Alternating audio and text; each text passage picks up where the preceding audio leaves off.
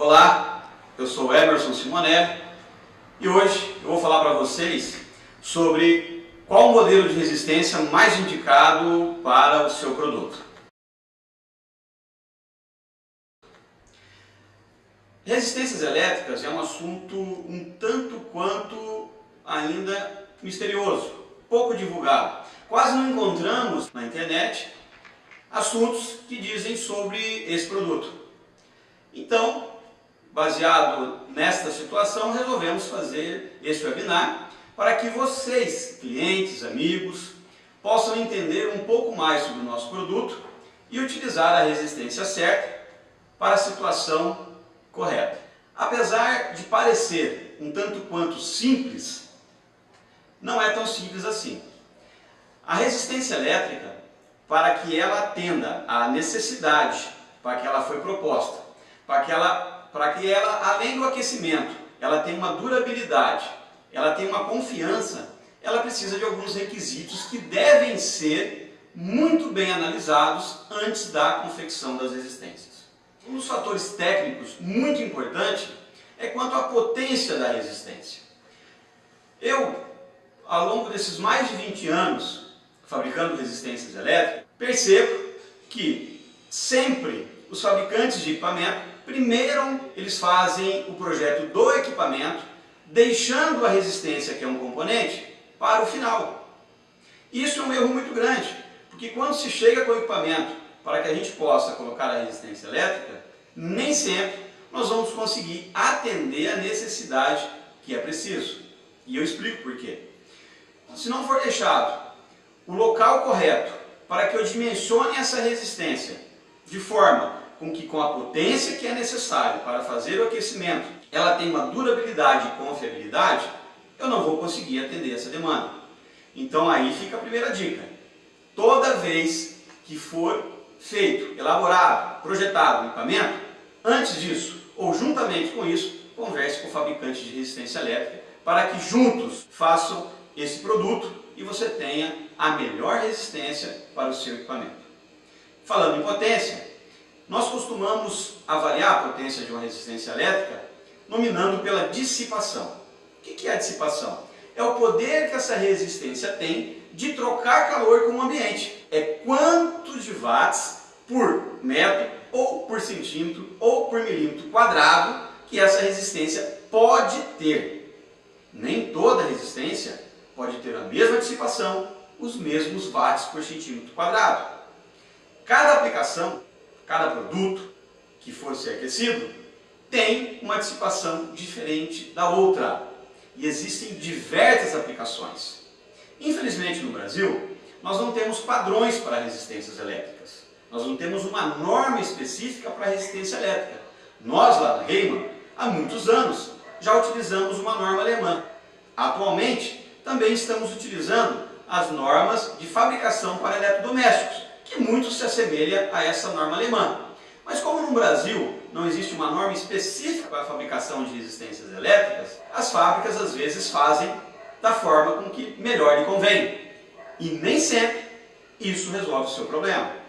Então é importante analisar qual o tamanho do seu equipamento, quantos watts é necessário para que o seu produto atenda à necessidade para que foi proposto. Tendo essas informações, sabendo qual a temperatura, em quanto tempo você quer chegar nessa temperatura, nós vamos avaliar qual a potência correta para que você tenha um equipamento eficiente. Outro fator importante é a zona fria.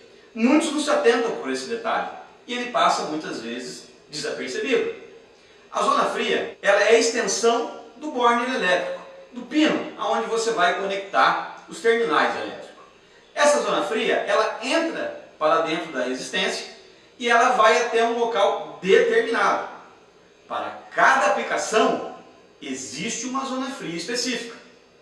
Eu já vi, com a minha experiência, muitas vezes não se atentarem pela zona fria e colocarem a zona fria muito pequena, a zona fria ficando no isolamento térmico. O que acontece com isso? A resistência não consegue dissipar o calor por ela gerado, esquenta onde não deveria e acaba gerando uma fadiga e queima a resistência. Então, curto. Muito importante obedecer a zona fria correta. Como eu sei qual é a zona fria correta? Precisa ser feita uma avaliação do seu equipamento, uma avaliação da resistência, para sabermos qual é a zona fria ideal para a resistência que vai no seu equipamento. Sabendo disso, com certeza o seu equipamento ficará muito mais seguro. Para a zona fria ser dimensionada, é importante também fazermos isso juntamente com o dimensionamento dessa resistência. Por que eu digo isso? Zona fria é um pino rígido que vai dentro da resistência. Esse pino rígido, se ele ficar próximos às curvas, aos raios muito curtos, isso vai gerar uma fadiga interna, causando uma queima prematura. Então, é muito importante também avaliarmos o formato da sua resistência. Qual o raio que será necessário? Quantas dobras terá a sua resistência? Para que nós possamos avaliar qual é a zona fria correta e qual é a potência correta a ser feita. Depois de feito isso, e juntamente também, nós temos que avaliar o diâmetro da sua resistência. O diâmetro do tubo. Existem hoje 3 diâmetros padrões que a gente utiliza. O diâmetro final de 6,5 milímetros, o diâmetro final de 8,2 milímetros e de 11,1 milímetros. Esses 3 são os diâmetros que mais são utilizados. Fabricamos outros, existem outros, mas são especiais e devem ser sempre consultados. Esses 3 diâmetros, cada um tem uma especificidade. Você pode colocar mais potência sempre, pela mesma quantidade de metro, no diâmetro que for maior. Mas nem sempre eu consigo colocar no seu produto a resistência com diâmetro maior. Por isso é muito importante sempre avaliar qual é o diâmetro correto para a resistência que vai nos vossos equipamentos. O material do tubo. Muitas pessoas, muitos clientes me perguntam: qual o material mais indicado para a minha resistência? Existem diversos materiais e para cada aplicação deve-se utilizar o material correto. Nós temos o inox 304, o inox 316, nós temos o cobre, nós temos tubos revestidos de PTFE, de Teflon. Cada um é para uma aplicação. Por isso que é muito importante, ao projetar a sua resistência, nós entendermos aonde ela vai ser utilizada, para qual finalidade ela vai ser fabricada, para que nós possamos indicar para você qual realmente é o material da capa a ser indicado. Muitas pessoas também me perguntaram: é possível utilizar o tubo de cobre, já que ele dissipa melhor o calor, para uma resistência que não trabalha imersa em água? E eu digo que é. Já projetamos para um grande cliente parceiro nosso uma resistência de cobre que trabalha seco. Como isso? Analisando o equipamento dele, viabilizando com que essa resistência consiga trocar o calor de forma ideal, que ela, mesmo sendo de cobre, não tendo uma resistência tão grande quanto a de inox, quanto a temperatura, ela consiga ser eficiente e dar o resultado que o nosso cliente precisa. E essa resistência é um sucesso até hoje. Isso é muito importante, sabermos e conhecermos os equipamentos de vocês. Outro fator importante, o acessório que essa resistência precisa para ser fixada. A resistência é um componente que vai no seu equipamento, mas é preciso, para que ela seja fixada, alguns acessórios. E esses acessórios são determinantes para a eficiência da troca de temperatura dessa resistência para esse equipamento. Se ela ficar mal fixada, provavelmente ela não vai ter a eficiência que ela precisaria ter. Esses acessórios são importantes fazer essa análise no projeto da resistência. Muitas resistências a gente percebe que são confeccionadas sem atenção para isso. E depois, esses mesmos acessórios começam a causar na sua resistência vários problemas de dissipação de temperatura, causando uma queima prematura, curto e muitas vezes danos ao equipamento. Uma resistência que trabalha no ar livre, uma resistência que trabalha em locais insalubres, onde as intempéries do ambiente são muito grandes. Essa resistência deve ter, obrigatoriamente, cuidados específicos. As intempéries, elas danificam rapidamente tanto o material da resistência quanto os bornes de ligação elétrica, causando enormes danos à resistência e, por consequência, a todo o seu equipamento. Por isso, sabermos aonde será fixada a sua resistência, qual é a situação desse local, quanto a intempéries, impurezas, sujeiras, enfim, é muito importante para a qualidade dessa resistência, né? Resistências a seco. Existe muita dúvida quanto às resistências que trabalham a seco, a ar ou com ar forçado. E é importante ressaltar, cada resistência que for utilizada, dependendo da aplicação, é um modelo diferente do outro. Se eu tenho uma resistência para trabalhar no ar, eu preciso saber, esse ar é um ar forçado? É com ventilação? É parado? E qual a temperatura desse ar? Nem sempre eu posso utilizar a mesma resistência, só porque ela trabalha no ar, em ar forçado, ou em ar parado, ou com altas temperaturas. E é importante ressaltar isso. Resistências que trabalham normalmente a seco podem sim ser imersas na água. Não recomendamos antes uma análise criteriosa pelo técnico, mas pode sim ser instalada na água. Eu cito um exemplo muito comum, uma resistência para acender o carvão, que digo, muito importante, uma vez que os maiores acidentes domésticos hoje no Brasil são incidentes do acendimento da churrasqueira através da utilização do álcool. E nós temos o produto certo, que é o acendedor de carvão, mas essa vai ser uma outra história. Para a resistência de acendedor de carvão, eu mesmo recomendo. Toda vez que você utilizar essa resistência acendendo o seu carvão, ao retirar da churrasqueira, imediatamente lave ela com água.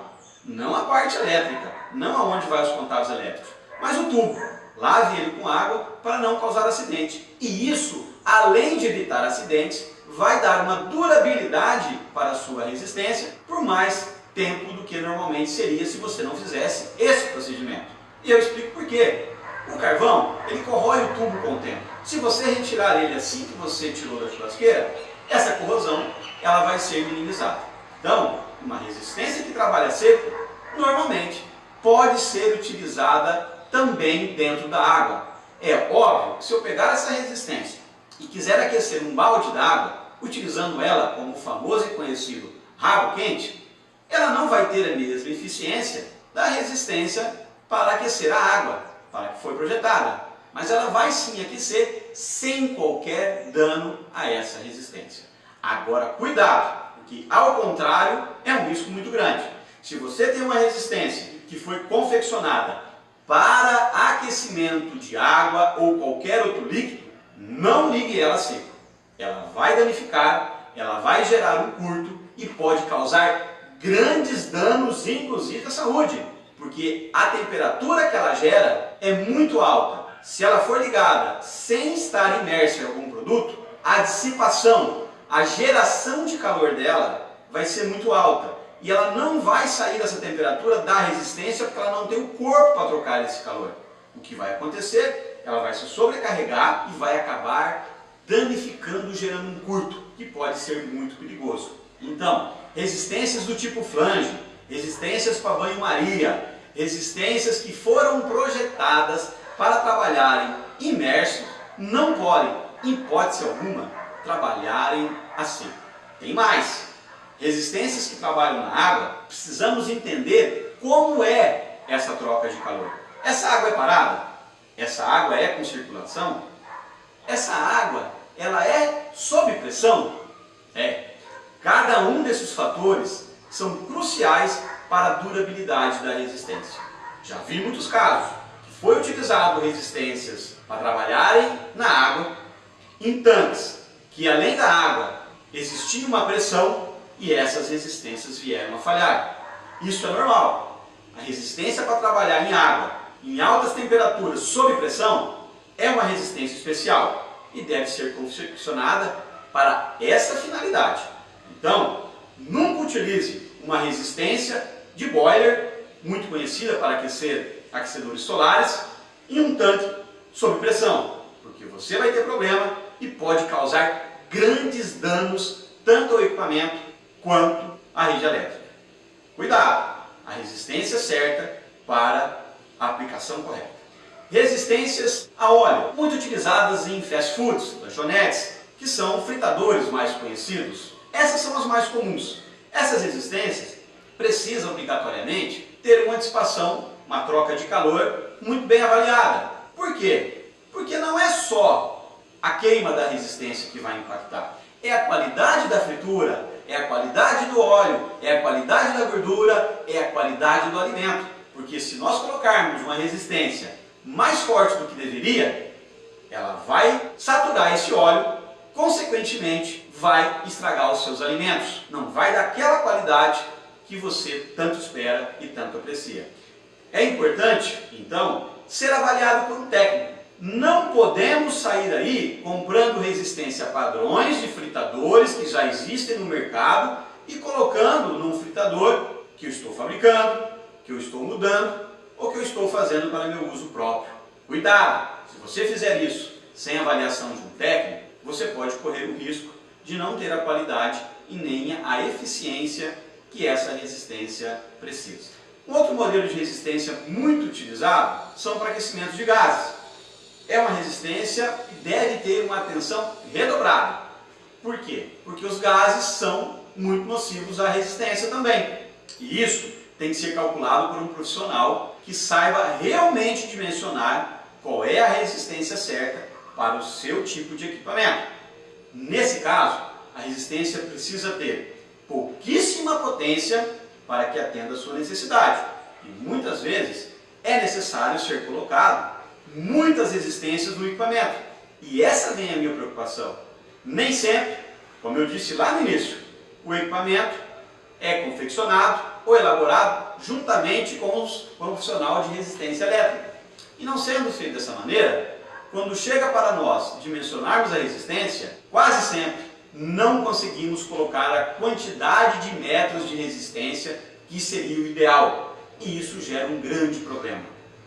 É muito importante, então, mais uma vez eu ressalto, que para fabricar o seu equipamento, você, primeiramente, converse com um técnico de resistência elétrica.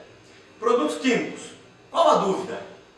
Que material eu devo utilizar? Existem diversos produtos químicos e todos eles podem ser aquecidos por resistências elétricas. Para cada produto químico, existe um material que cobre a resistência, que protege o elemento resistivo ideal. Então, é muito importante, ao comprar e dimensionar uma resistência, falar, entender qual é o produto químico que eu vou aquecer, qual é a quantidade de produto químico, qual é esse percentual, qual a temperatura, que tempo eu quero, para que a gente consiga desenvolver para você a resistência que realmente atenda o seu objetivo. A resistência realmente que aqueça com garantia, com eficiência e com durabilidade. Moldes. As resistências utilizadas para aquecer moldes são normalmente as resistências de cartucho. Aquelas resistências que parecem até uma dinamite, mas não são. As resistências da Raymond são muito bem isoladas. Nós trabalhamos com um isolamento de 1500 volts, mais 2 vezes a tensão aplicada e uma isolação em mega de 100 mega. Mas esta também vai ser uma outra história aonde vamos mostrar lá na empresa, lá na fábrica. Nós vamos mostrar quais são os testes que a Raymond aplica e por que as resistências Raymond KL no Brasil são altamente confiáveis. E agora, para terminar, qual então a resistência certa para o meu equipamento?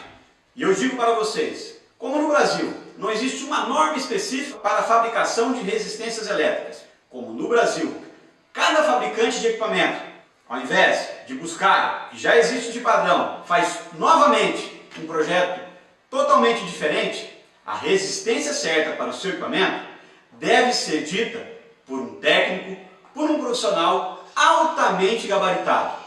Toda vez que você for comprar uma resistência, entre em contato com o profissional, coloque quais são as suas necessidades, diga para ele o que você realmente precisa, o que você espera, agende uma visita técnica. É assim que o seu equipamento vai ser altamente confiável, vai ter uma durabilidade muito boa e vai dar resposta para o consumidor, para o seu cliente que realmente ele precisa. Resistências elétricas podem parecer muito comum, mas não são. É um produto que requer uma destreza, um conhecimento e uma responsabilidade muito grande na sua fabricação. Então, sempre procure empresas respeitadas no mercado e que vão atender você realmente como você merece. Eu quero aqui fazer um agradecimento a todos vocês que estiveram conosco hoje no webinar e se você gostou, curta, comente e compartilhe. Até a próxima!